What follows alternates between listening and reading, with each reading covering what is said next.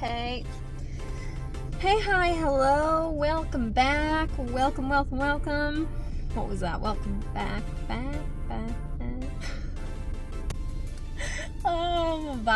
Vowels.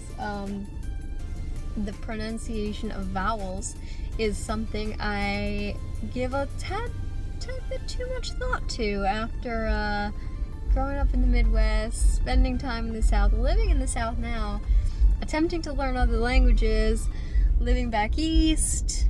What is my accent? You tell me. I don't know. Your guess is as good as mine. It's all the things, okay? I said bag, and it's like Wisconsin. She's from Wisconsin. Then I say other words, and people are like, you British? And I'm like, no. But thank you. Anyway. Oh, dear. And then the Italian comes out, and it's just a mess. It's just a mess in here.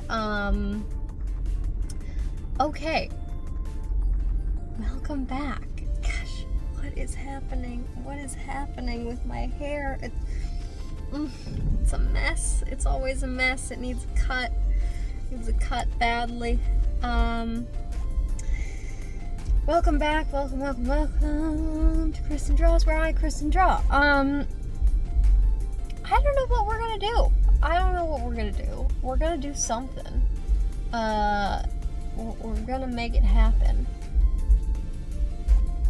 No,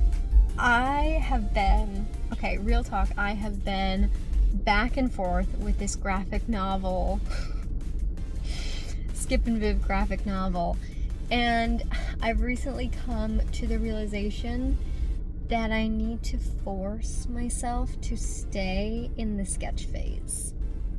Badly. I have a problem when it comes to art, and that problem is that I love to paint. Now, that doesn't seem like a problem, but when you're wanting to make narrative art, sequential art that would end up in a book, that's a problem, because you can't make a sketch, fully render it, and then go back, make the next page sketch, and then fully render. You can't flip. I mean, maybe you can. Maybe if you're a better artist than me, you can. But I can't do that. I can't do that. Otherwise, the pieces start to get a little bit disconjointed, because I grow and change and morph as an artist in between those renderings, and so I am coming to a sort of acceptance of okay, Kristen, I think you're gonna want to do all the sketches for this project first, and maybe you do want to do those on your tablet. It pains me to say that, okay, because I love traditional media so much. I love real paper, real pens, crayons, paints, watercolors, pastels, chalk, messiness. I love it all. And so, however, my tablet and the Sketchbook app makes some things possible when it comes to planning out a narrative and doing sequential art that it's not impossible to do it traditionally. It's definitely not. But it makes some things so much more streamlined. By the way, I'm late to my appointment. Damn, I'm late. Okay, hello there, hello. Here we have this tiny little sketchbook. You can see that this sketchbook is roughly the size of my hand. Let's open it up. It was started February 28 of 2024 with this cute little turtle. And just for reference, like for a more normal size sketchbook, you know, this is a I'd say, like, I don't know what is normal size, but you know what I mean. This is more of a regular size you might find. This instead is very much so a pocket sketchbook that I took with me. It was just always in my purse wherever I went. So let's start. Oh, right, okay. So the beginning of this, really, I did this turtle sketch in February, and then I didn't open it again until April when my partner went to get a haircut. So this is him getting a haircut. And I remember this. I was bored in the car, and he was putting air in the tires at Circle K. Here is the barber working away. Here's Piero. Those are scissors. What I love the most about these hands are just atrocious, but what I love the most about these is the life. So in general, the theme in this tiny little sketchbook is capturing the life around me. It's live sketching, right? This is the sketchbook that I take with me everywhere and will just draw when I'm bored, whether that's, you know, the room that I'm in, or ideally people that I'm seeing. And those, actually, I want to come back to both these and do a little bit more color. I want to add some color to these, which is so much fun. This is something that I discovered really recently, actually, is like breaking out of my expectation that once I've made a sketch in that moment that I can't come back to it in the future and add to it. I don't know where I got that idea that I couldn't do that. But yesterday at the pool, I went back to some of these early sketches from like a literal year ago, in like April, May of 2024. It's currently the end of May. No, it's June 1. It's June 1st of 2025. So we're a full year in the future here. And I have let go of the notion that I can't come back to these and continue to work on them. Yesterday at the pool, I did come back to some of these and added color and a little bit more definition and just like fill in some of the visual information. And I think that that's so cool that I can get an impression down like super quickly. You can see how fast this is made, right? I'm just trying to get the notion of this guy facing away, holding his phone. He's got a hat, and already I've got like an idea of this person and who they are and what they're wearing and what they're doing. And okay, here we go. So this is the one I came back to yesterday. It was, you know, like this, only in green, only green outlines. And I came back and I just added in some skin tone. I, you know, tried to work out these hands unsuccessfully. Added some color, you know, and just like went over the lines of the nose and the mouth and everything. And it really brought it to life. I'm planning to do that with these others. By the way, these were definitely, I was with my partner clothes shopping, and he's a tad picky, so I end up waiting a lot. And this was in H&M while he was trying to find something, I think new pants or something to wear, and I was just watching people around H&M and trying to draw them. And these, there's something about these, there is just something about these live sketches of people that they're just so much more alive, and I really love it. It's intimidating. The practice, now we're at a cafe. The practice is very intimidating. And this page actually is where I felt like I changed a bit. In this page, you can see that I've taken on something that is a challenge, which is like this thigh moving forward into space and her shoe, you know, out in front of the chair in this weird position. And I personally can see my growth here in taking on these subjects in these positions. This is a girl working away at her laptop. This is also one I came back to after doing the line work in person on location. I came back and did some watercolor onto the bench and on her jeans and things. Oh, this was Posca pen exploded.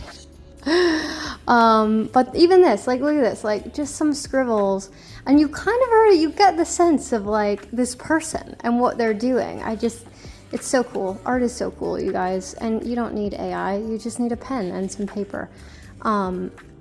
This practice of sketching people on location and things also, it's hard and intimidating. When you first start doing this, it is very challenging to build up the confidence because, right, you're in public, and so sometimes people will come up to you and to take an interest in what you're doing, and then it's like you feel pressure to show them and you want it to be good. It's like it takes time. It takes time to kind of like let all of that go and be able to open up and freely draw. This is a guy at the dealership on the phone.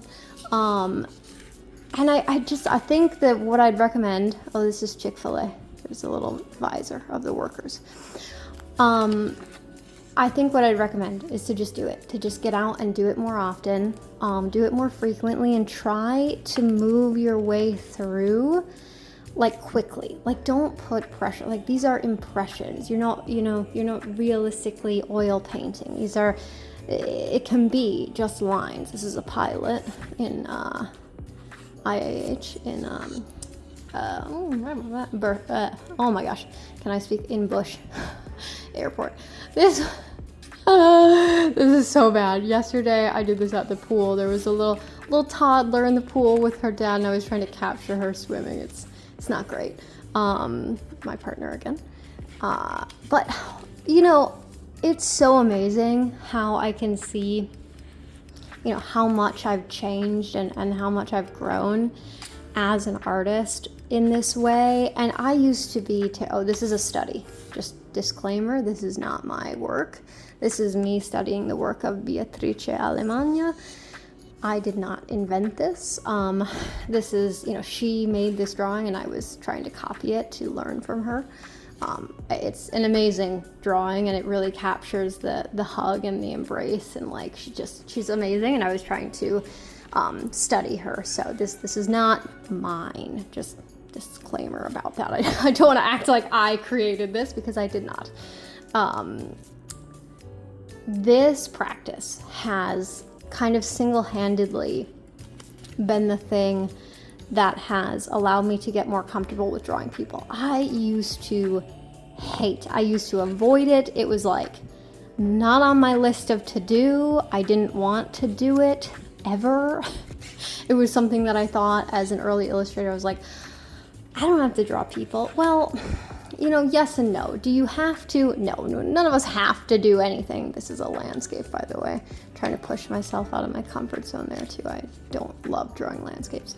You don't have to do anything, obviously, but as an illustrator who, if you have any desire to tell stories to humans, at some point you're going to want to tackle the figure and the human as a subject matter to draw. It's sort of, I don't want to say it's inevitable. Again, you don't have to draw humans. You can do anthropomorphic, what's the word? When you make animals into having human characteristics, standing up on two legs and whatnot. You can do that, of course, but figure drawing and drawing people from life, I think it is a part of illustration that, is somewhat unavoidable.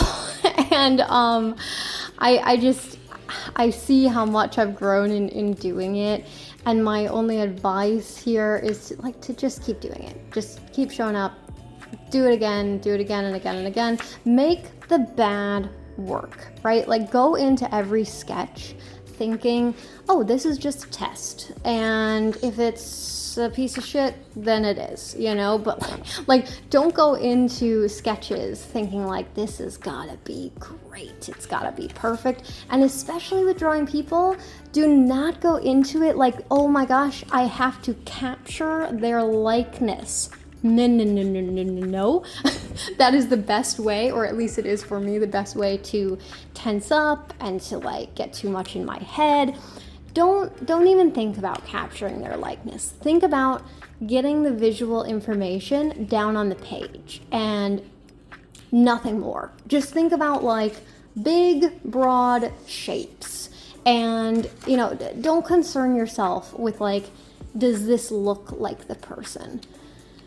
That's my 2 cents. That's my unsolicited advice for you. I've been rambling on and on while giving you this sketchbook tour. Oh, this is one of my favorites in the whole bunch. So a little girl, she had this like dance like outfit on with a little bun, and she was just adorable and fun to draw. But now we're back in cafes. This is a counter, and again, you're gonna have pages that you hate. Like, I really hate this page. I don't like this page. It's very meh. It's very, in any sketchbook, like, there'll be pages that you're just like, ooh boy, I don't love that. But that's part of it. Like, you can't avoid that. This is a girl at the library. She was repeating, it was like over and over, Dada, I need to go potty. It's like, oh my god, my heart, adorable. Then I think I went out to this park that I go to quite often. Whoops, other way. And I tried to do some sketching with Tombow markers. Yeah, I bought some Tombow markers, which are right here. I'll show you in a second. These guys, these bad boys. These are fun. These are really fun.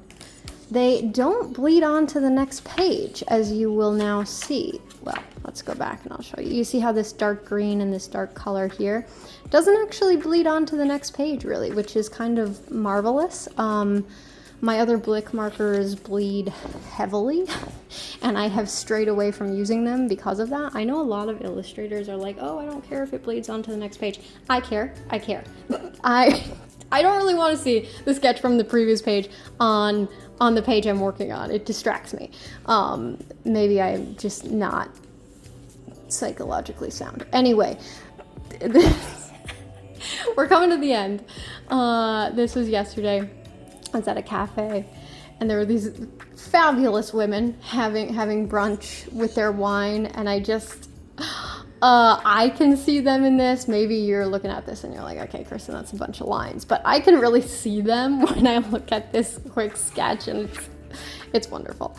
Always people on their phones. Always people on their phones. But then there were these two girls having a lively conversation and laughing. And, you know, it's just like, gosh, to be able to capture life around you, it's intoxicating, man. It's like, once you start doing it, you're like, oh, I just want to do this. These are my feet at the pool. I'm covering the second half of the page because I feel like it interferes with how you're, reading the whole page. This is at a cafe, guy sitting on a chair, and this is me at the pool. Also, I want to get into like drawing my surroundings a little bit more, like drawing my feet. I don't know why that's attractive to me, but I want to do that. I did it here again, where I was just on the chair and drawing my leg and my foot on the beach chair. This is at our pool. Hard to read, but this is a structure, and this is a cloud back here. Whoops, going the wrong way. Oh, and then there was a guy swimming intensely, and there was a little toddler with her parents. I love how you can get a moment in time with the people that were part of that moment in a single page, by just like overlapping these figures and getting quick impressions, some of the environment, some of the people. It really creates a memory, like intensely so. And that is it, folks. That is the sketchbook tour. I'm gonna stop yapping at you. Highly recommend. Pocket size, hand size sketchbook. Bring it with you. Draw what's around you. You'll be better for it. Okay, you guys, thank you so much for being here on this little sketchbook tour. I'm gonna go now. I hope you enjoyed this. I hope you enjoyed seeing my sketchbook and also seeing me work on this page of Skip and Viv earlier on in the vlog. And probably more on this project next time. I feel like I'm always saying that, but yeah, more on this project next time. Okay.